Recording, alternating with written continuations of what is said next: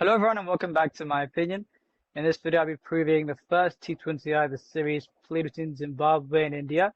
This match will be taking place at Harare. Let's get into this preview. Starting off with the conditions. Once again, I'll be reading out the stats that I've gathered from the last 6 T20Is played at this venue. And the trends are as follows. Batting first has yielded 3 wins. Batting second has also yielded 3 wins. The average first inning score being 158. The average second inning score being 140.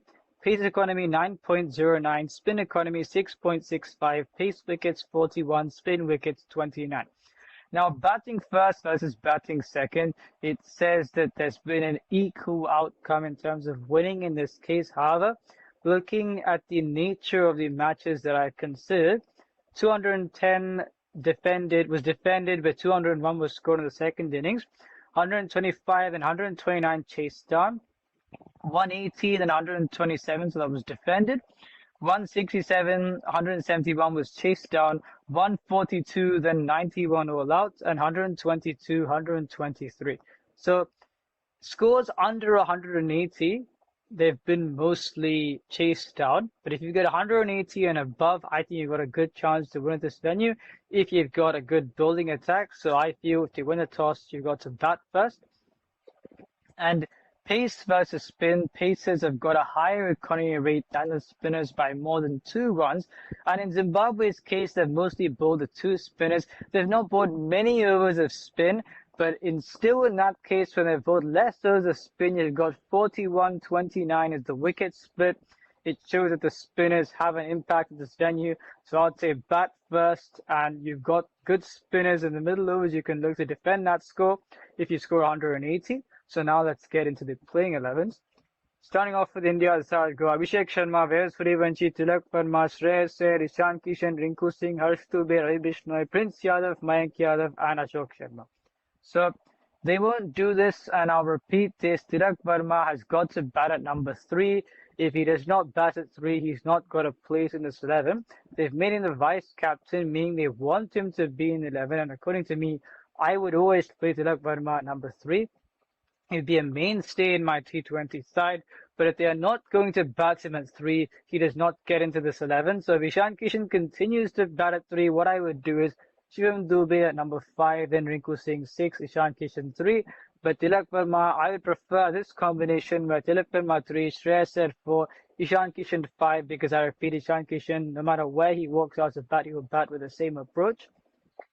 And looking at the bowling attack, this is where I think, compared with the top 6, I think the top 6, the first choice top 6 looks good. But the bowling attack is where I would have made some different selections. At number 7, Akshar Patel is usually the number 7. They've brought in Harsh Dubey is a good player. However, Krunal Pandya in the IPL had a better performance with the bat and the ball, and they've left him out. They'll say this age and looking for transition. But I mentioned in the previous video, now, in this series, Gautam Gambhir is not the coach. VVS Lakshman is the coach, but Gautam Gambhir selected the team. So I'll repeat what I said in the previous video.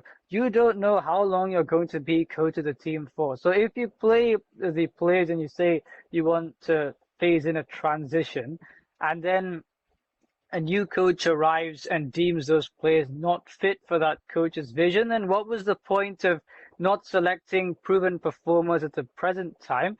I don't understand that. So I'd say whoever is performing well at that point in time, you select those players, because in India, many players emerge. You don't need to force a transition for players to emerge. Players have been emerging for a long time in India. So I don't understand this forced transition where you omit performers because of their age, but I think they may continue to do that.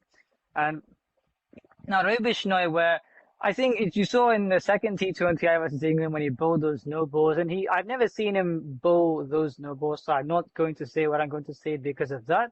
But they've also got players like Yuzvendra Chahal. But I think given the spin assistance at this venue, I have not got an offensive spinner. They've only got 2 spinners in the squad, so I think Ravi Bishnoi, if he plays, they may go with Shivam Dubey for batting depth. I don't agree with that. But if he plays, then he will play all the matches, so I think this will be a good time for him to regain some confidence.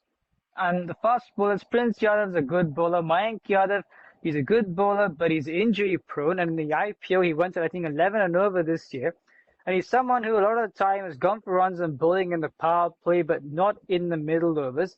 And in this case, I think he's going to bowl in the power play. They'll bowl Prince Yadav and Mayank Yadav as the new bowlers. But we've seen in the IPL that he has gone for runs when he's been bowling in the power play. But that's not the thing that I'm bothered about. It's about the injury problems where you do know he's going to be fit. Because on what basis have you excluded Mohammad Shami? Because you don't know whether he is going to be fit. But Mayank Yadav has not been fit for most of the time when you bring him. Do you know that he's going to last a series and last longer than the series? If you don't know, then I don't understand that selection. Ashok Sharma has bowled quickly in the IPL. And you're looking at the backups where, along with the fast bowlers that have been in the 11, you got Yash Thakur. Now, no disrespect, but I don't understand why they've selected him. He's someone who bowls a lot of slow deliveries, so he's not a like-for-like backup for the three who have played in the 11. And he went for runs a lot of time in the IPL. So you've got bowlers like Bhuvneshwar Kumar, Mohammad Shami. You're not picking those. I don't understand that. Krunal Pandya as well for the number 7 slot. They'll say they're in a transition phase, but do some of these players fit that transition phase? Then I think there's a question to be asked in that as well, because Yash Thakur is not a backup for any of those three. So I don't understand what they're going to do. That no disrespect to him, but I don't understand that selection.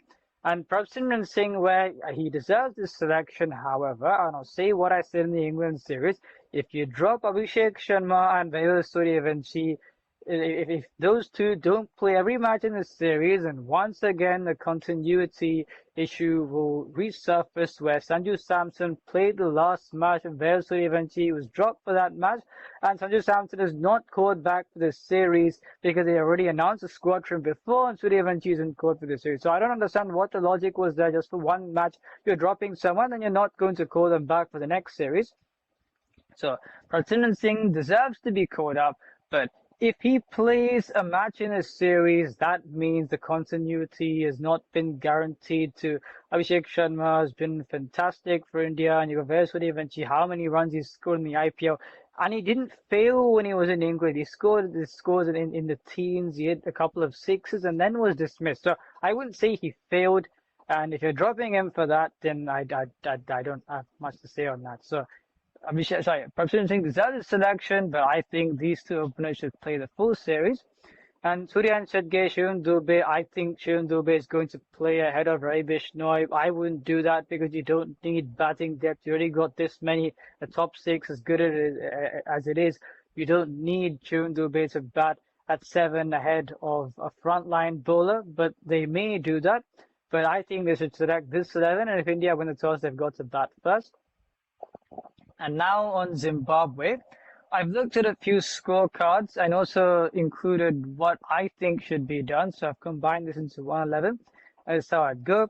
Brian Bennett, Tawan Dinashe, Marumani, Dion Myers, Ben Curran, Sikandar Raza, Ryan Bowe, Brad Evans, Wellington Masakadza, Blessing Muzarabani, Richard Ngarava, and Newman Yamhuri. So the last name, the reason why I've gone for him is because I've not seen him bowl, but you're comparing with the 11s that they have played in the past in the recent series versus Bangladesh. You've got Sikandar Raza batting at 4, and Ben Curran wasn't in the team, and he'd be batting out of position in this case at number 4. Now, the alternative to that, if you think you've already got many bowling options, you've still got the all-rounders and Ryan Bowe and Brad Evans as seamers, then the alternative would be playing Wesley Madevri, who's been playing for a long while. He's technically sound. Has he got the power hitting for T20? No. So would he necessarily be strengthening your batting when you've already got a very good 5 and 6? Sikandar Raza, Ryan Bowe, Brad Evans is good power hitting. Do you need Wesley Madevri to bat beyond that? Then I don't think so, because I don't think you can strengthen the batting in this case. And I don't think his wrist spin is going to trouble India. It's the reason why I've left him out.